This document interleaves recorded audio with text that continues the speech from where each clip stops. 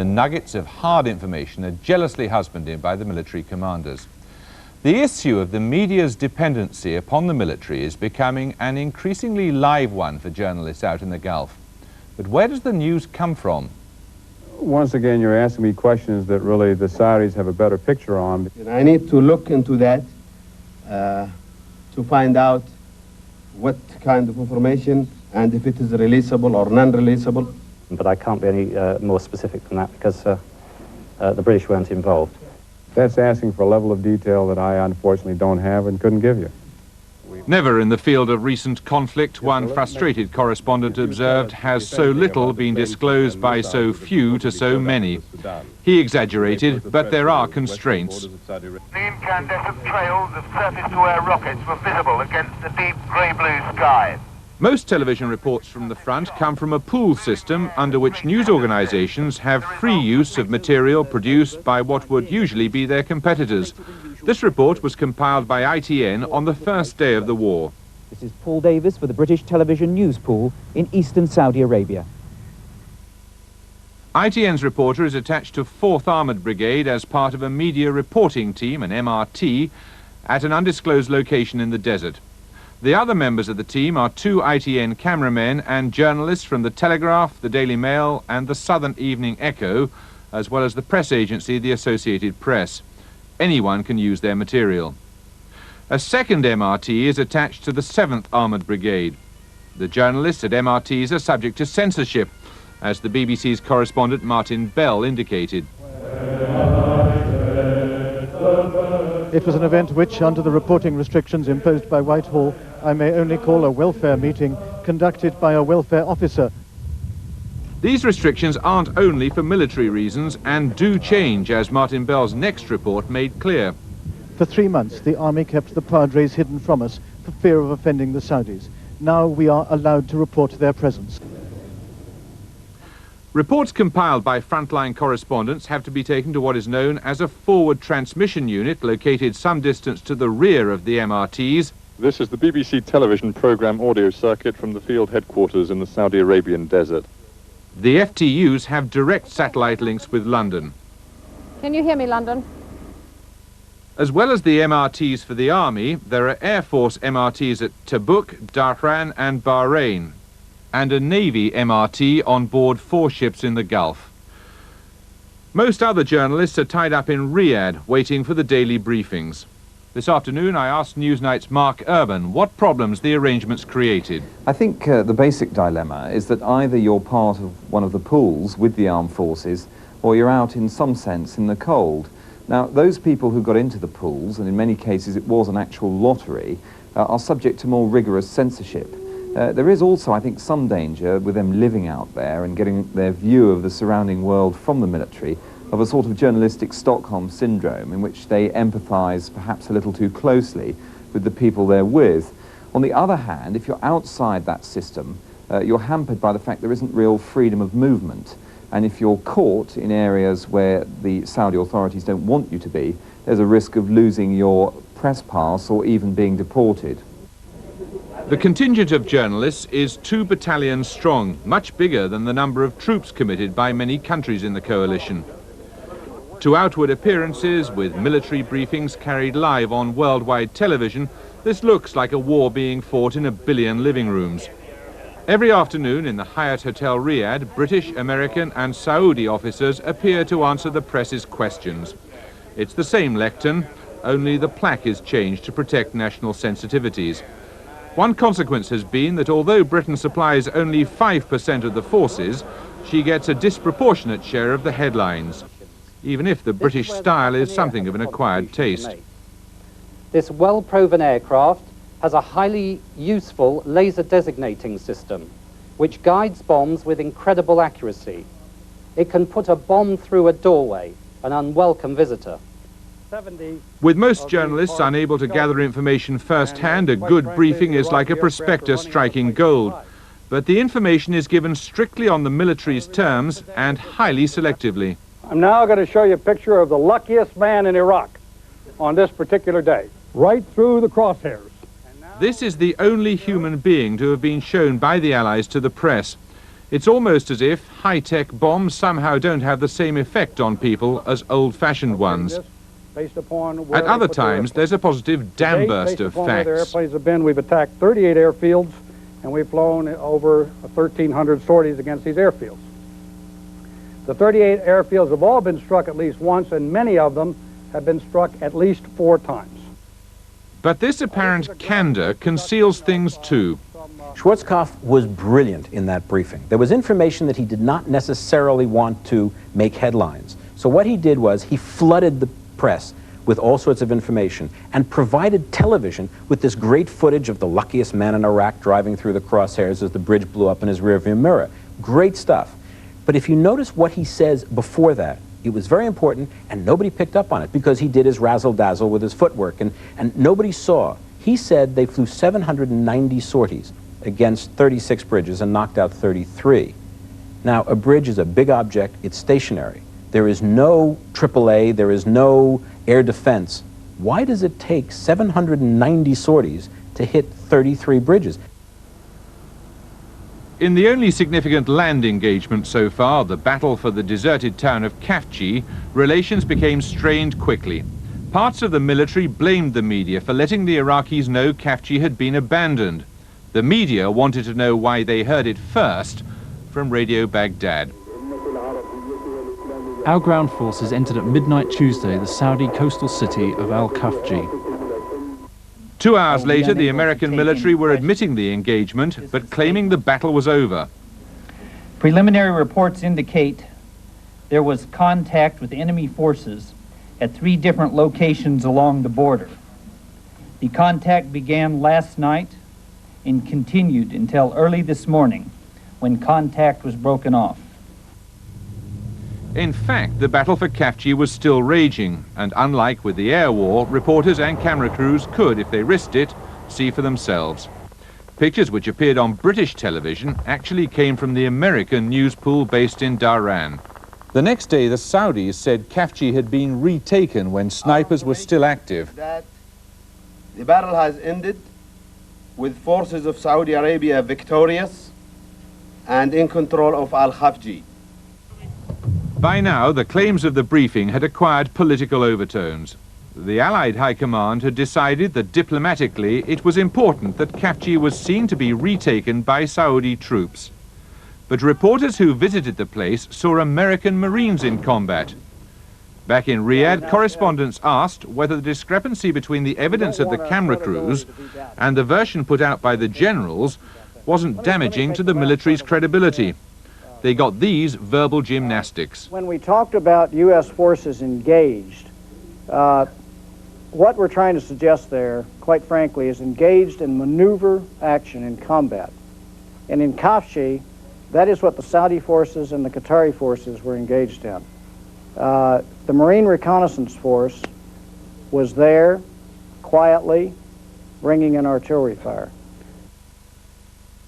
When the battle was finally over, coalition camera crews had the opportunity to film Iraqi wounded who'd been captured.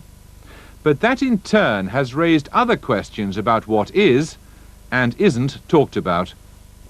What we're not seeing is the evidence of damage to the Allied troops. For example, we're not seeing the casualties being evacuated from Al-Kafji, we're not seeing the hospitals, we're not seeing the helicopters flying out the wounded, we're not even seeing armoured personnel carriers or jeeps which are actually damaged by Iraqi fire. All we're seeing is the damage done to the Iraqis. As far as the actual bombing is concerned, we see the precision bombing results against what you might call real estate, inanimate objects. What we're not seeing, for example, is the widespread use of cluster bombs against armoured columns, film which would show vehicles being blown apart and people actually being killed. It's a kind of sanitized war, and we're getting one small picture of the whole reality. Well, now, joining us are 2 journalists covering the war from rather different places. Robert Fisk is the Independent's, or one of the Independent's man in Saudi Arabia. He wrote a coruscating piece in the paper this morning entitled "Free to Report What We're Told." And joining us from Washington is James Adams, who's the Sunday Times defense correspondent who's covering the war from the Pentagon. Now, Bob Fisk, the real question here, I suppose, might be said to be, whose side are the journalists on? I think they should be on the side of journalism. If they want to be on the side of the soldiers, they can always join the army. I think one of the problems that all of us feel here is that there is this constant pull of people saying, and understandably so, well, hang on a moment, don't you understand that this is the side of right against the side of evil? Do you like Saddam Hussein? And I haven't met a journalist here who doesn't think Saddam Hussein is a wicked man, but I don't think that means we have to withhold our critical faculties and that we have, in a sense, to suspend our judgment and the normal way of working. James Adams, do you think that people like Robert Fisk, who have these reservations, are worrying too much? No, I think there are two different issues. One, you've got the briefing of the journalists, whom are a wide mix of qualifications. Some of them, the royal correspondent for the Mail, for example, doesn't know very much about war. Bob Fisk knows a lot. So that's the one side, and I don't think those sort of people who are inexperienced should be given details of military operations and things that could be of use to the enemy. On the other hand, you have people like Bob Fisk who can go out, forage on his own, get the stories, and file them back, which our two people in the Gulf, in Saudi Arabia, for the Sunday Times, have been doing precisely that, operating outside the official system. Bob Fisk? Well, the problem with that is that we're not meant to be doing it, and all of us work, and the Sunday Times has had the same problem, Richard Ellis and I've had the same problem 4 times, and I'm going to have it again, of people threatening to withdraw my accreditation and not allowing me to travel. I'm reaching a point now, for example, with some of my colleagues, where in order to get to the front to report properly, I'm having to drive into the desert and through the desert to avoid road checkpoints, which are being specifically set up in some cases to prevent journalists travelling. But surely all they're trying to do is protect potentially militarily sensitive information. They're not. They're trying to stop journalists finding out incidents like the Hafshi one, where we were told the fighting was virtually over when there was still a battalion of Iraqi troops inside. One of the basic problems that I think all of us understand is that of sensitive information. All of us, whether we're working outside the pools or not, accept the military guidelines, the same guidelines I've used in wars throughout the Middle East for 15 years. You never give information which will be of help to the enemies of the people you're interviewing. That's a standard basic line of any journalist in a war situation. We stick to them very strictly, even to the point of keeping out datelines if we think it'll give something away to the Iraqis. James Adams, Bob Fisk is a responsible journalist trying to do a job which is surely the right of a journalist in these circumstances, indeed his duty. A democratic society has the right surely to be informed of those things that are being done in its name. I absolutely do not accept that journalists have a God-given right to have access to militarily sensitive information or operations that are likely to be helpful to the enemy. I do not see why unqualified, and I don't put Bob Fisk into this category, I may say, I don't see why unqualified journalists should have access to information and then be expected to make a judgment about that. But Bob Fisk is being put into that category. No, he's not. He's using the enterprise, exactly the sort of enterprise for which he has a justified reputation, by going off upon his own, just as the Sunday Times guys do, and they produce very good stories, and that's what they're paid for. I'm going to find it very difficult to argue with James Adams. James, if I can make one point, one of the problems is that some of the unqualified journalists are not wandering around on their own. A few of them, not all by any means, but a few of them are actually in the pools, and that's one of the problems. I think if I can come in another point, it's not just a question of militarily sensitive information. We are not officially allowed, for example, to see or even have any contact with prisoners of war. In fact, it's remarkable that just a few hours ago, my colleague Richard Dowden and our photographer Isabel El-Sen, out in the desert in Kuwait, actually did manage to talk to armed Iraqis. In fact, 4 of them surrendered to them, as you'll be able to read in tomorrow's paper. And this is the first time journalists have been able to actually talk to Iraqis, to hear what it's like under Allied air attack, to hear what Iraqi officers have told them about the leaflets that are being dropped, telling them to surrender, leaflets dropped by the Allies, and yet not once has the pool been given that kind of information. That's why journalists have got to go outside.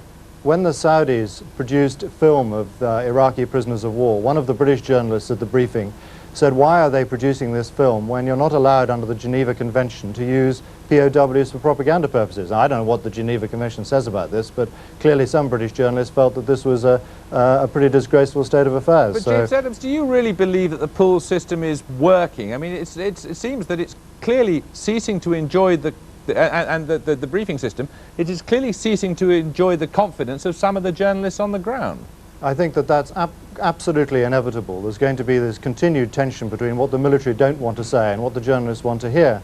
And it is always up to individuals to do what they can to get around it and get information where they can. I'm sitting in Washington. I've been here since the war began. I have never been to a single Pentagon briefing, and I won't go to one until the war ends. Yet I've managed to file interesting, hopefully new stuff for my paper, and that's my job. Bob Fierce? Yes, the problem with the pool system here is it's being manipulated and deliberately misused by the military authorities to stifle information. The idea of the pool is that you can't put 800 journalists, for example, on a warship. The thing would sink. Anyway, they're going to outnumber the sailors 3-to-1. So you've got to have a pool, people who share the information. What the military have done is said, okay, only the pools can have access to military information. Everyone else who tries to do anything on their own, drive into the desert, is doing it illegally. It's restricted. You can be deported from Saudi Arabia for doing so. In this way, they're being able to cut down and use only those journalists who have restricted information, restricted access to the military. They're censoring their copy, and these are the only people who are officially allowed to put out information. So there's a throttling of information going on. Bob, do you think there should be no restrictions at all? I think that the basic guidelines that were laid down originally, which, as I say, are the guidelines I've followed in the Middle East in every other war, are very good ones. Yeah, I but think if journalists use them... The problem is you're a responsible, experienced journalist, and as James Adams has said, we've got some who clearly don't fall into that category. Yes, but you've got the same people working as escort officers for the pools. In numerous occasions now, information has come out through the pools, has been cleared by the military, and then the ministries in Washington or London have objected to it. In 1 or 2 cases, in fact, a material has actually been cleared, has gone out, has been printed in the newspapers, and then the military decided they didn't like it, so they've ostracized the journalist concerned on the pool. There is absolutely no method to this madness. James Adams?